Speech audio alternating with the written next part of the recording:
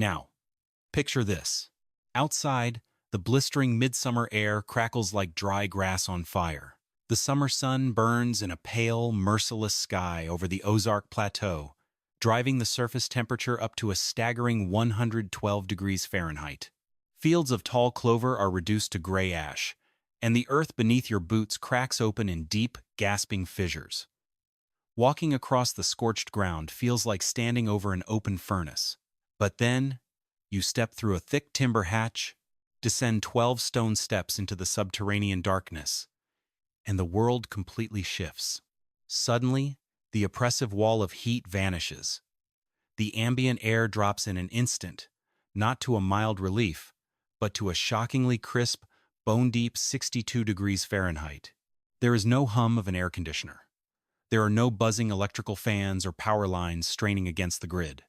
The air is thick with the clean, mineral scent of wet limestone and damp earth.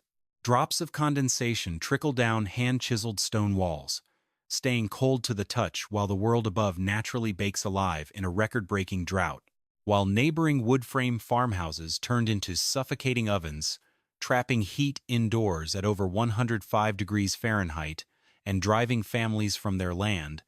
This single stone-covered bunker sat in total, passive silence, holding the exact same temperature day after day, week after week. How did an eccentric local builder design a subterranean stone structure that completely defeated the worst drought in a generation, using nothing but gravity, raw geology, and ancient physics? Before we pull back the dirt and reveal the precise blueprints behind this forgotten thermal engineering marvel, take a quick moment to hit that subscribe button down below. It helps us bring these deep historical engineering investigations directly to your feed. And while you are down there, leave a comment letting us know what state or country you are watching from and what kind of extreme heat or cold your local grid is struggling against right now. Now, let us unearth how this stone sanctuary was born. The story begins in the brutal summer of 1954. The Great Southern Plains drought was entering its fourth merciless year, crippling the heartland of the United States from 1950 to 1957. Across Missouri and northern Arkansas, the sky had not yielded a true downpour in months. Wells that had fed homesteads for 3 generations ran bone dry. Creeks turned into cracked beds of white clay, and livestock collapsed in dry pastures under the unrelenting glare of the sun. For 18 consecutive days in July, official atmospheric weather stations recorded ambient air temperatures exceeding 112 degrees Fahrenheit.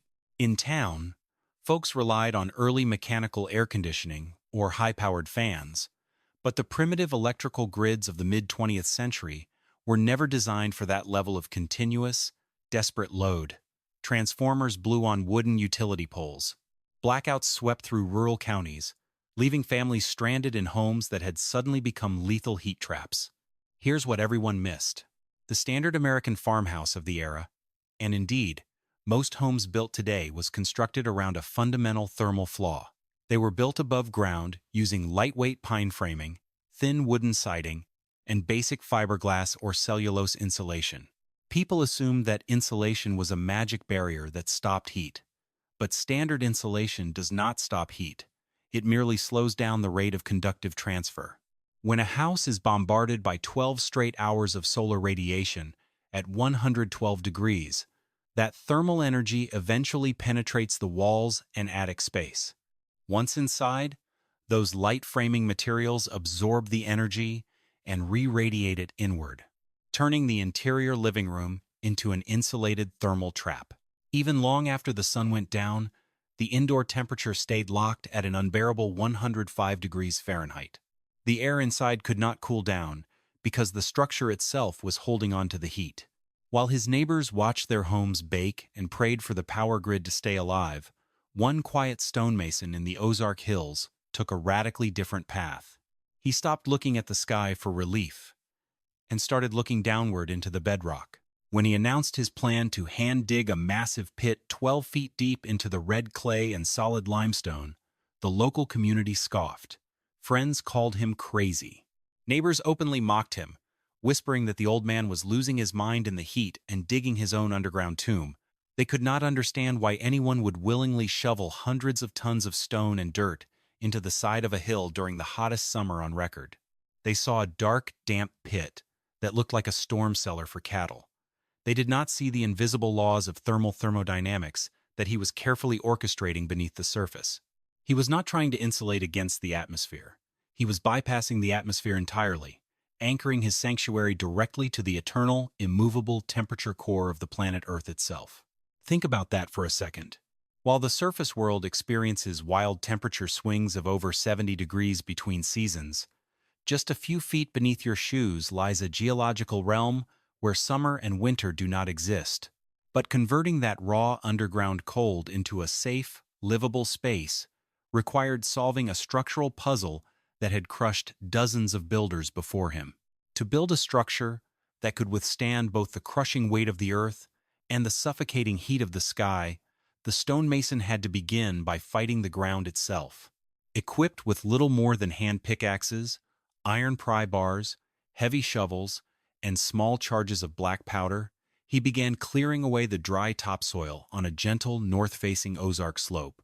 Day after grueling day under the blazing sun, he dug down through 6 inches of scorched grass, 3 feet of sticky red clay, and finally into the dense chert and limestone bedrock 12 feet below the surface. The physical labor was punishing. Every single bucket of earth had to be hauled up manually. The red clay was baked hard as brick near the top, requiring iron picks to shatter the crust before shovels could touch it. But as his spade struck the dense gray limestone ledge 12 feet down, the microclimate began to shift. Sweat dried quickly on his skin. The air inside the growing pit felt cooler, darker, steadier. He was not simply digging a hole. He was cutting into a subterranean shield that had remained undisturbed for thousands of years. When the 12-foot excavation pit was fully cleared, the real engineering challenge began. Most amateur builders who try to construct underground shelters make a fatal structural mistake. They assume that throwing up a thin wall of concrete blocks or stacking loose rocks against dirt will hold back the mountain. They forget the silent, relentless power of lateral earth pressure. When heavy rain eventually follows a long drought, dry soil expands like a giant sponge, exerting thousands of pounds of hydrostatic pressure per square foot against underground walls. Countless improperly built root cellars and shelters have caved inward overnight, crushing their occupants beneath tons of wet earth and stone.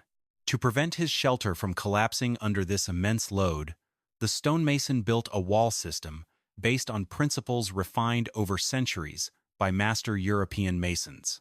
He harvested native field stones directly from nearby creek beds and rocky ridges, selecting dense limestone blocks weighing between 50 and 150 pounds each. Every stone was hand-chiseled to create flat, load-bearing bedding planes. Instead of building a single stone wall, he built 2 separate parallel stone structures, with a 2-inch gap between them, creating a massive double-wide wall system that measured 24 inches in total thickness. Between these 2 inner and outer stone walls, he filled the 2-inch cavity with washed, coarse river gravel. This gravel gap acted as a perpetual capillary break. Any moisture that seeped through the surrounding soil hit the outer stone wall, filtered harmlessly down through the gravel gap into a subterranean drainage channel, and drained away from the foundation before it could ever build up hydrostatic pressure against the inner living wall. Then came the choice of mortar. And this was where he defied modern construction trends. During the 1950s, commercial builders were rapidly adopting modern Portland cement for every project. Portland cement cures fast and extremely hard. But underground, hard cement is a recipe for disaster. Portland cement forms an airtight, rigid seal that traps moisture inside stone walls. When the surrounding soil shifts or undergoes thermal contraction, rigid cement refuses to flex, leading to deep structural fractures and water leakage. Instead of Portland cement, he hand-mixed traditional hydraulic lime mortar, combining slaked lime with sharp silica sand and water. Lime mortar cures slowly through a natural process called carbonation, absorbing carbon dioxide from the surrounding air over months. The resulting matrix remains flexible, self-healing minor stress cracks over time, and allowing the stone walls to vapor breathe without losing structural integrity. For the roof overhead, He laid massive, hand-hewn white oak timbers, each 8 inches thick across the stone walls, spacing them just 16 inches apart. Over these heavy timbers, he bolted thick oak planks, layered a waterproof membrane of crude pitch and asphalt felt, and then applied the final thermal cap. First came 36 inches of tightly compacted soil clay. On top of that clay layer, he laid a final 12-inch mantle of loose, pale riverstone. That top layer of riverstone was not decorative. It was a brilliant solar reflector. The light-colored river rocks scattered infrared radiation from the blazing sun, preventing heat from penetrating the clay below, while allowing rainwater to sink quickly away from the roof structure. With the physical stone structure complete, the builder turned his focus to the complex physics of subterranean comfort and survival. Many people believe that dirt is a good insulating material. Here's the truth. Soil is actually a terrible insulator. An inch of dry dirt provides a thermal resistance rating of less than Rhone, compared to modern fiberglass insulation which provides R3 or higher per inch. If you put a thin sheet of earth over a metal box, the heat will pass right through it in a matter of hours. So why did the underground stone bunker stay at a crisp, constant 62 degrees Fahrenheit while the surface ground baked at over 130 degrees? The answer lies in a powerful physical phenomenon known as thermal mass inertia, or thermal phase lag. While lightweight materials like wood and fiberglass try to stop heat transfer by trapping air pockets, high-density materials like stone, water, and compacted clay store thermal energy. Limestone weighs roughly 150 pounds per cubic foot. When you surround a room with 24-inch stone walls and cover it with 3 feet of earth, you are encapsulating that space within hundreds of tons of thermal storage capacity. Instead of heat instantly passing through the wall, the stone and soil absorb the heat extraordinarily slowly. In the Ozark Plateau, it takes roughly 90 to 120 days for a surface temperature spike to penetrate 12 feet down into the ground. Let that sink in. The heat wave pounding the surface in July does not reach the exterior walls of the underground bunker until late November or December. By the time that midsummer thermal energy finally trickles down 12 feet below grade, the surface world is freezing in early winter, and the soil absorbs the cold, starting the entire cycle over again in reverse. The structure behaves like a giant thermal flywheel. It averages out the extreme temperatures of the 4 seasons into a single, steady, equilibrium point. At a depth of 12 feet in this region, that natural equilibrium point happens to sit precisely between 58 and 62 degrees Fahrenheit. However, conquering thermal mechanics solved only half the battle. Surviving underground required tackling an invisible, far more dangerous enemy: air quality and toxic carbon monoxide accumulation. When people retreat underground to escape extreme heat or severe cold, their instinct is to seal every crack to keep the outside atmosphere out. But an enclosed subterranean space, without active ventilation, becomes a death trap in less than an hour. Human respiration steadily consumes oxygen while releasing carbon dioxide. If you light an oil lamp, a candle, or a small wood cooking stove inside a sealed underground room, that open flame consumes oxygen at an alarming rate, dropping indoor atmospheric oxygen levels from a healthy 21% down to lethal thresholds in under 45 minutes. Worse still, incomplete combustion releases carbon monoxide. Carbon monoxide is an invisible, odorless, tasteless gas. Because it has roughly the same density as ambient air, it does not simply float away. It lingers inside enclosed stone spaces, binding to human hemoglobin, and causing unconsciousness and death without ever waking a sleeping person. To eliminate this deadly hazard without using electricity or loud mechanical fans, the builder installed a dual-duct passive siphon ventilation system. First, he laid a dedicated fresh air intake pipe. This was a 6-inch galvanized metal duct running underground from a shaded north-facing outdoor inlet, sinking down beneath the foundation and opening into the bunker at floor level right next to the hearth. When a fire was lit inside the stove, or as internal body heat warmed the living space, air naturally rose toward the ceiling. This upward air movement created a subtle negative pressure zone near the floor, which pulled cold, fresh, oxygen-rich air through the buried intake pipe continuously. Because the intake pipe ran underground before entering the room, the incoming air was pre-cooled by the earth before it ever touched the living space. Second, he constructed a vertical exhaust chimney. This was a heavy, double-wall stainless steel flue that rose from the ceiling of the bunker, extending vertically straight up through 12 feet of earth and rising 3 feet above the surface ground level outdoors. The chimney was fitted with an insulated storm cap and a stainless steel spark arrestor screen. As hot air and smoke from the cooking hearth rose into the ceiling duct, the strong temperature differential between the warm interior air and the chimney exhaust created a continuous stack effect, driving toxic gases and smoke straight up out of the building without allowing a single whiff of carbon monoxide to linger in the living quarters. To verify safety, he mounted an early low-altitude gas indicator and kept a flame monitoring station 5 feet above the stone floor, ensuring that clean air circulated from floor to ceiling every single minute of the day. With the physical stones locked in place and the thermal air currents flowing in perfect balance, the stage was set for the ultimate test. By late July of 1954, the atmospheric heat wave reached its terrifying peak. The sky above the Ozarks lost all color, fading into a washed-out, bone-white glare.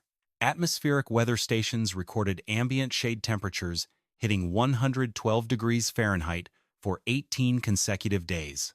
But on the exposed topsoil above the bunker, direct solar radiation pushed surface ground temperatures to an astonishing 135 degrees Fahrenheit.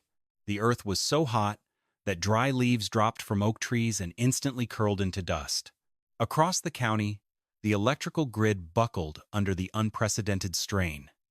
Heavy utility transformers overheated and exploded, plunging entire towns into extended blackouts. With no power to run electric fans or mechanical refrigeration, modern homes became unlivable thermal traps. Inside standard wood-frame farmhouses, interior room temperatures hovered between 104 and 108 degrees, turning bedrooms into humid sweatboxes and sending elderly residents into heat stroke. Crops withered in the fields, streams vanished into dry gravel beds, and cattle crowded beneath dying trees, panting heavily as the air shimmered with radiant heat. Yet 12 feet beneath that scorching surface, a completely different reality existed. Inside the subterranean stone bunker, the air remained dead quiet and extraordinarily cool. The indoor thermometer mounted to the natural limestone wall registered a steady 62.4 degrees Fahrenheit. While the world above baked in blistering heat, the builder sat quietly at a heavy oak table in his subterranean sanctuary. He wore a light cotton shirt, sipping cool water drawn from a deep stone cistern. The air was fresh, continuously replenished by the underground intake pipe that pulled outside air through yards of chilled bedrock before delivering it to his living space. The single kerosene lantern on his table burned brightly, its smoke and exhaust drawn cleanly up through the vertical stainless steel chimney without leaving a trace of carbon monoxide in the room. On the rock walls around him, tiny beads of moisture formed where humid air touched the cold stone, a gentle, natural condensation process that actually scrubbed dust particles from the atmosphere. It was in the middle of that record-breaking heat wave that a sharp knock echoed through the heavy oak entrance hatch. Standing at the top of the stone steps were 3 neighbors from the adjacent farm, sunburned, exhausted, and fleeing a home that had reached 105 degrees inside after the power grid failed. The very people who had mocked the builder weeks earlier as an eccentric digging his own tomb were now standing on his doorstep, begging for shelter from the crushing heat. He ushered them down into the darkness. As they stepped past the timber threshold and descended 12 feet into the earth, the sudden drop of over 50 degrees struck them like stepping into a cold mountain stream. The physical shock was so immediate that one neighbor began to weep with relief. In that quiet stone room, beneath 3 feet of dirt and 12 inches of river rock, 5 adults rested comfortably through the worst afternoon heat wave in regional history, without using a single watt of grid electricity. When county inspectors and local weather observers visited the site weeks later to document how the structure survived without power, the data they recorded stunned the regional engineering community. The numbers don't lie. When inspectors placed precision glass thermometers across different points of the property during peak mid-afternoon sun, the temperature disparity was breathtaking. On the bare soil surface of the hill, exposed to direct sun, the temperature measured 135 degrees Fahrenheit. Inside the unventilated attic space of a standard nearby farmhouse, the temperature reached a blistering 145 degrees Fahrenheit. Inside the main living room of that same frame home, with windows open and no power, the temperature stood at 104 degrees. At a depth of 12 feet beneath the surface earth, the ground soil itself measured 62 degrees. And inside the living space of the hand-built stone bunker, surrounded by 24 inches of limestone wall and fed by passive earth ventilation, the interior air held firm at 62.4 degrees Fahrenheit. The structure achieved a temperature differential of over 72 degrees compared to the surface topsoil, entirely through passive thermodynamic physics. The key to this incredible performance was the 90 to 120-day thermal phase lag. Because heat takes up to 4 months to move through 12 feet of dense Ozark clay and limestone, the sun-drenched thermal wave from July 1954 did not reach the exterior walls of the bunker until late November. By November, the surface world was freezing, and the cold autumn winds were chilling the topsoil back down, neutralizing the trailing summer heat deep underground before it could ever affect the living quarters. The earth acted as an infinite thermal cushion, absorbing extreme summer heat waves and storing them until winter, while retaining deep winter cold to buffer the summer heat. This forgotten Ozark stone bunker stands as a powerful reminder of a truth that modern technology often causes us to forget. For decades, modern building design has relied on massive inputs of electrical energy to brute force interior comfort, wrapping thin wooden structures in glass and plastic, and depending on powered air conditioning units to fight the atmosphere outside. But when the power grid fails, those fragile modern structures quickly reveal their limits. True resilience is not built by fighting nature with electricity. It is built by understanding the fundamental laws of thermodynamics and working in harmony with the planet beneath our feet. By combining high-density thermal mass with proper hydraulic lime mortar, passive earth ventilation, and strict carbon monoxide safety mechanics, an eccentric stonemason proved that human beings can live comfortably through extreme climate events using nothing more than stone, soil, and physics. A quick safety note for anyone inspired by historical subterranean architecture. Before attempting any underground construction or deep earth excavation, always consult with a licensed structural engineer and local building authorities. Excavating soil carries severe risks of trench collapse, hydrostatic pressure failure, and underground gas entrapment. Proper soil testing, engineered retaining walls, dedicated fresh air intake channels, and dual-point carbon monoxide detection are absolute mandatory requirements for any subsurface project. Respect the immense power of the earth, understand the physics, and build to endure.